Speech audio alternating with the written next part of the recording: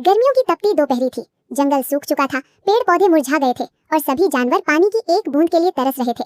चारों ओर सिर्फ सूखा और मायूसी फैली हुई थी। जंगल के एक कोने से प्यासे हाथियों का झुंड पानी की तलाश में निकल पड़ा। उनके भारी कदमों से धरती कांप रही थी और वे बेचैनी से सूखे जंगल में आगे बढ़ रहे थे। हाथियों ने सूखे नदी नालों को पार किया, लेकिन कहीं पानी नहीं मिला। सूरज सिर पर था और उनकी प्यास बढ़ती जा रही थी, लेकिन उम्मीद अब भी जिंदा थी। आखिरकार उन्हें एक घना जंगल मिला, जहाँ पेड़ों के बीच एक सुंदर तालाब छिपा था। जैसे ही हाथियों ने पानी देखा, उनकी आंखों में चमक लौट आई और वे तेजी से उसकी ओर बढ़े। तालाब के पास कई छोटे जानवर रहते थे, खरगोश, गिलहरी, मेंढक। लेकिन जैसे ही हाथियों ने तालाब में धावा बोला, उनके घर उजड़ने लगे और सब डर से इधर उधर भागने लगे। तालाब के किनारे डर से सहमे खरगोशों ने एक सभा बुलाई। सबका चेहरा चिंता से भरा था। तभी एक समझदार खरगोश धीरे से उठा और बोला, हमें समस्या का हल मिलकर निकालना होगा। वो समझदार खरगोश सबकी ओर देखता है और कहता है, अगर हम अपनी चतुराई से काम लें तो बिना लड़ाई के इन हाथियों को यहाँ से दूर कर सकते हैं।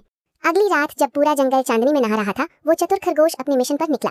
तालाब का शांत पानी और आसमान में चमकता चांद जैसे उसकी योजना में साथ दे रहे थे। प्यास से बेहाल हाथियों का झुंड फिर उसी तालाब की ओर लौटा।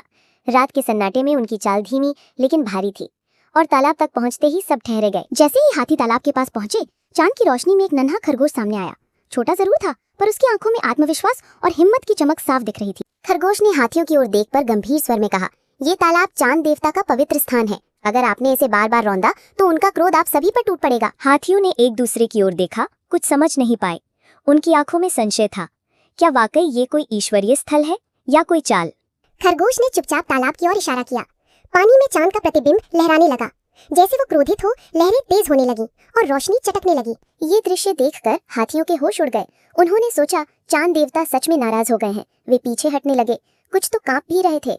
हाथियों की मुखिया ने सिर झुकाकर कहा, हम कोई अपराध नहीं करना चाहते। ये तालाब अब तुम्हारा है, हम अब कभी यहाँ नहीं आएंगे। हाथियों के जाते ही जंगल के छोटे जानवर अपने बिलों से बाहर निकले। डर की जगह अब उनके चेहरों पर राहत और मुस्कान लौट आई थी। जंगल में फिर से शांति छा गई थी। सभी जानवर समझदार खरगोश के पास आए और कहा, तुम्हारी बुद्धिमानी ने हमारी जान बचा ली। उन्होंने फूलों और फलों से उसका स्वागत किया, जैसे किसी राजा का होता है। अब सबने मिलकर अपने टूटे घरों को फिर से बनाना शुरू किया।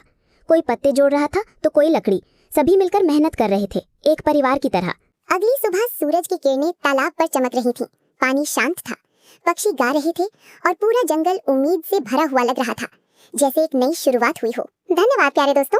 अगर आपको ये कहानी खरगोश और हाथी पसंद आई हो तो लाइक करें, शेयर करें और वंडर किड्स को सब्सक्राइब करें। अगली नैतिक कहानी में फिर मिलेंगे। कमेंट में बताइए आपको सबसे अच्छा सीन कौन सा लगा।